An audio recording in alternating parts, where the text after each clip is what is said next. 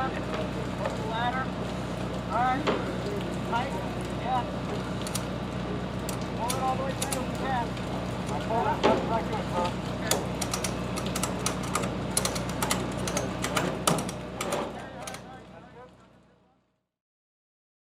One of the biggest things that we saw when we first started our very first hazardous materials symposium, it was all about the training. You know, what kind of training can we give the responders? Well, then we saw a need to not only give them that training in the classroom, but now we wanted to move it to a hands-on. Let's take what we learned in the classroom, move it out into the field, let them do it hands-on so they really see how that concept works. Well, then a year after that, it came to us and we said, there's a lot of teams that want to compete. They say they're the best of the best, but now they want to show that off. They want to have those bragging rights. So with Response Technologies' help, they have come in and put on this hazardous materials team competition to really allow these men and women to come out and challenge themselves, but more importantly, challenge their skills to say, what is it that I need to do? Can I accomplish those goals or those tasks like I thought? And they come out here and give 110% every year, but they don't just do it at the competition. They do it within their organizations, and that's what's important.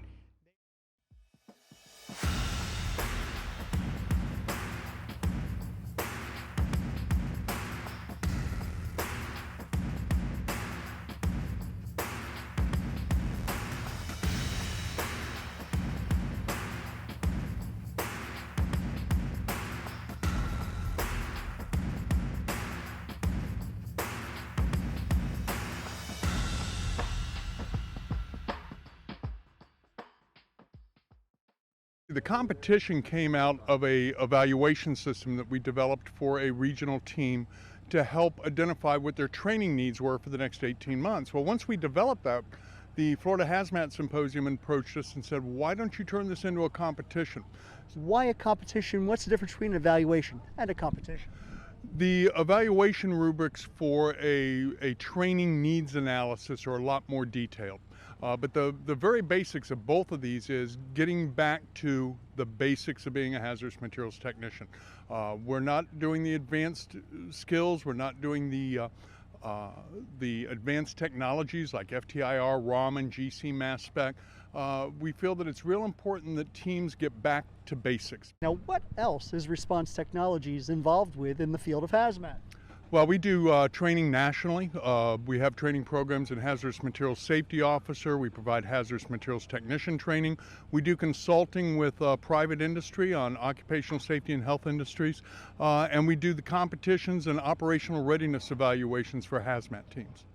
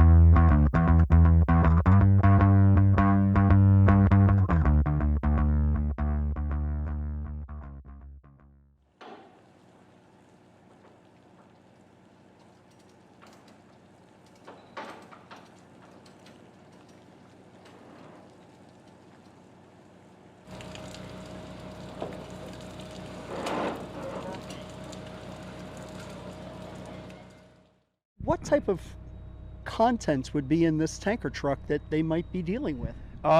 What we're considering it to be is a non-flammable material, so that way they can enter in. It's a toxic material, but non-flammable, so they're going to enter in level 8 suits is what they're basically going to do. So it'll be a pesticide type material, say. Okay, so that way they don't have to, what would be the additional steps they'd have to take if it was something that's very common on the streets in tankers like this, gasoline? Oh, gasoline would be a totally different environment because we'd have to foam, also have to be in bunker gear instead of level A suits, obviously, you know. Yeah, yeah.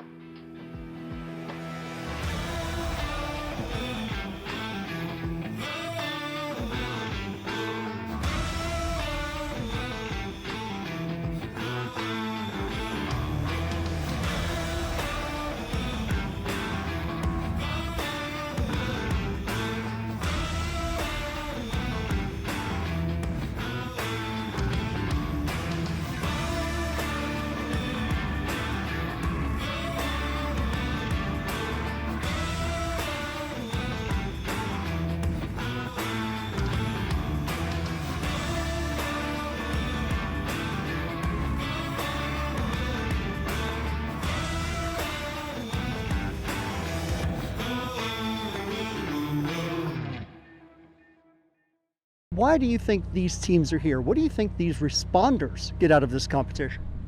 I feel it helps them stay proficient in their skills.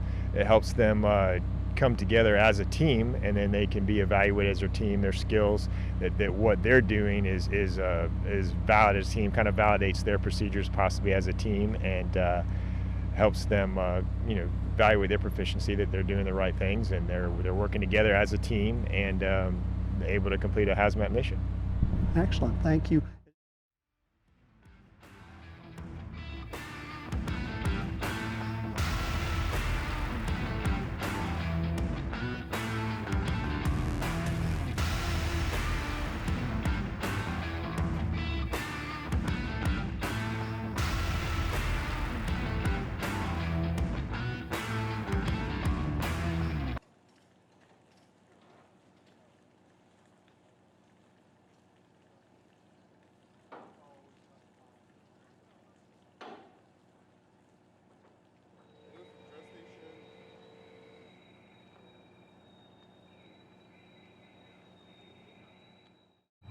What do you think the message would be to either a new firefighter coming on the job, or maybe a peer who's interested in hazardous materials? What message would you give them if they wanted to know why this is important? Just absolutely, that any education that you can get as a new firefighter or a peer or a brother or a friend is just that education and training is key to what we do, and it's not done at the first class. It constantly is proliferated through your entire career. So just, it's not one and done. It's not, hey, I'll take this class and then 10 years later I'm a HazMat tech. You still have to complete all the methodologies and continue training, because you're never done training.